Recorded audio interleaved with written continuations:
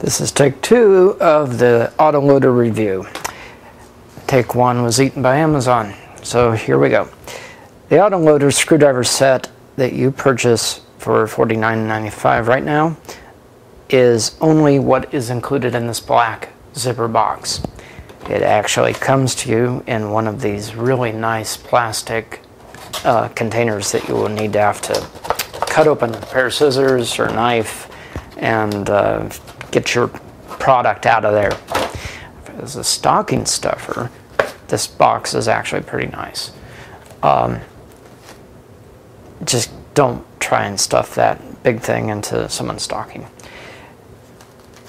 The reason I did a video review is because this tool has some really unique features. It is an autoloader. It has a 6-cylinder magazine. The blue pointer here, if you can see that, will indicate which bit, and I know they're distorted here. They're distorted for me too in life, as they are on film. It will indicate which bit is going to be loaded. Now I can tell this is a security bit that I put in here earlier. This one is my own personal bit. It works with any standard 1/4-inch bit. This case does not come with the system, but you can buy them separately. I've had some hyperlinks up for them. They are standard 1/4-inch tool steel. These are made in Taiwan. These are made in China. The difference is that the Taiwan bits are made out of tool steel, whereas the China bits are made out of pot metal. The tool steel weighs more than the pot metal. Tool steel has a better finish than the pot metal, which has a plated finish that'll flake off, and the price difference is not that much. You can get a 100-bit set for anywhere from $15 to $30. These are security bits for getting into devices that they don't want you into. Anyways, once you put your bits that you want into here, this is an empty chamber. I'll go ahead and put that bit back in. You choose them, and then you rotate and select from any one of 6 bits.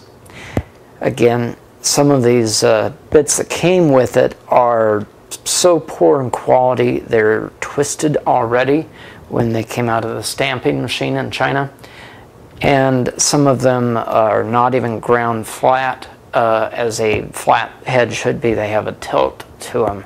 So it's rapid production. I estimate that the bits cost about 48 cents to make in China. These cost a bit more for these sets that you buy, and they'll actually last a lot longer. Keep them away from moisture and they'll do great. The plating on here is a problem. It flakes off, and if it gets into your electronics, it's going to cause problems. But basically you do get 48 bits. They'll last a while, and pretty soon you'll figure out what you want. When you do, go buy it, and at that point you'll be happy. Here is their largest bit, and that's called a misfeed. That is called a jam. That is how it's supposed to work. These are a little fussy. They take some getting used to, but they do work. They also don't like to work when they're in the down position. They like to work in the up position. They also include, on the bottom row of bits, a sub-miniature set of 1/8-inch bits. These are great for glasses, disk drives, computers, screw terminals on electronic alarm systems. Their sub-miniature size gets into places where you can't get with a 1/4-inch, even with a reduced bit such as this one. So my only concern is that the poor quality of the bits here will be destroyed either before you use them, like this one here already is twisted and it has never been used, or shortly thereafter. My other pet peeve that I have about the product, for the sub-miniature, there's really no issue with it.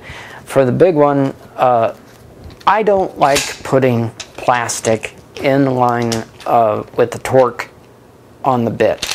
You can develop some pretty high torques with some of these fasteners, especially some of the larger Torx fasteners, such as this one here, which is a T40. That's used in automotive applications very frequently. So you may be fighting against a device that was put together with an air pneumatic tool, and if you are, you're going to lose.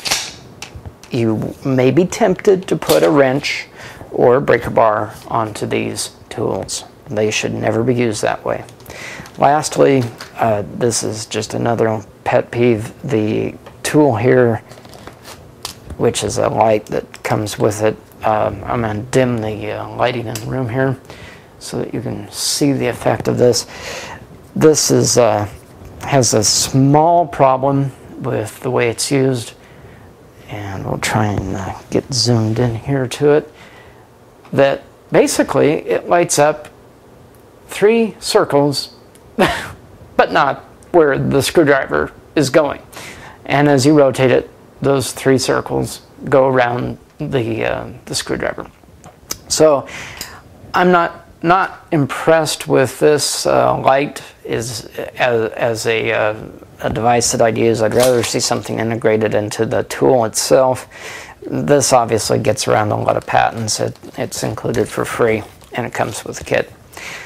The sub-miniature screwdriver is nice because 1/4-inch drivers don't get into small places very well. This was smart, and you'll never over-torque and break the plastic on that. You could break the plastic on this.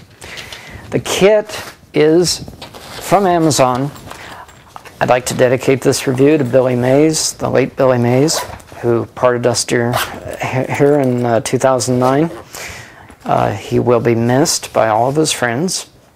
I think he would have appreciated a kit like this, and I think that you would see these on late night TV if Amazon hadn't gotten them first.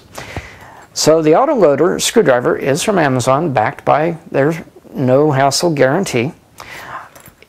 I like it. I do not like the bits that come with it, and I think that when you purchase it, you may shop on Amazon for some higher quality bits made in a different country than the China tools.